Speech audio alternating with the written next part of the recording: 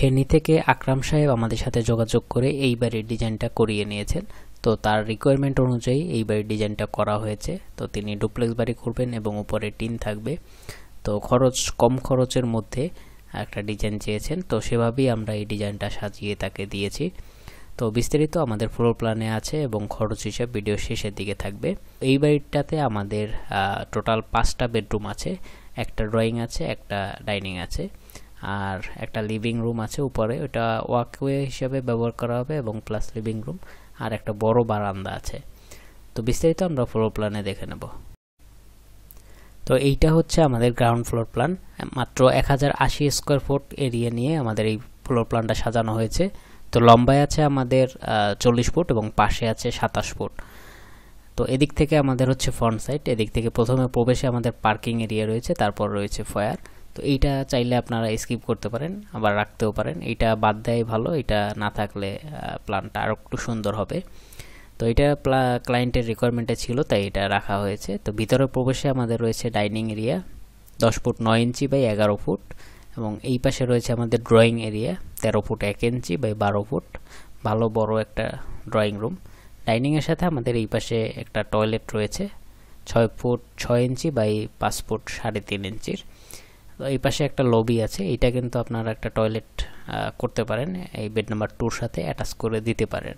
তো এইটা খোলাই রাখা হয়েছে। এই পাশে আমাদের একটা প্যাসেজ আছে, প্যাসেজ থেকে পিছনে বের হয়ে যাওয়ার জন্য একটা দরজা রাখা হয়েছে। বেড নাম্বার 1-এর সাইজ হচ্ছে 11 foot by 11 foot 10 inch. Bed number 2-র সাইজ সেমই রাখা হয়েছে 11 ফুট বাই 11 ফুট 10 ইঞ্চি। দ্বিতীয় তলায় যাওয়ার জন্য ডাইনিং থেকে আমাদের এই সিঁড়িটা ব্যবহার করতে হবে। দ্বিতীয় তলায় আসার পরে আমাদের এখানে মাঝখানে ওয়াকওয়ে রয়েছে, এটা আপনারা লিভিং রুম হিসেবেও ব্যবহার করতে পারেন, এবং একটা টয়লেট রয়েছে, common toilet 6 foot 6 inch by 5 foot 3.5 inch. তো এখানেও চাইলে একটা আপনারা টয়লেট করে নিতে পারেন। এই যে লবিটা, এটা বেড নাম্বার 4-এর সাথে অ্যাটাচ করে দিতে পারেন, অথবা বেড নাম্বার 5-এর সাথে এই টয়লেটটা অ্যাটাচ করে এই টয়লেটটা কমন টয়লেট রাখতে পারেন। তো এই পাশে আমাদের নিচের মতোই 2টা বেডরুম আছে পিছনের দিকে, আর একটা লবি আছে। তো এখানে লবিটা বন্ধ করে আপনারা এই বেড 2টা বড় করে নিতে পারেন। তো এখানে বেডের সাইজ নিচে যেভাবে আছে উপরেও ঠিক সেম একই মাপ আছে, 11 foot by 11 foot 10 inch. Bed number 4ও একই মাপ। বেড নাম্বার 5-এর মাপটা একটু বড়, 13 ফুট 1 ইঞ্চি বাই 15 ফুট।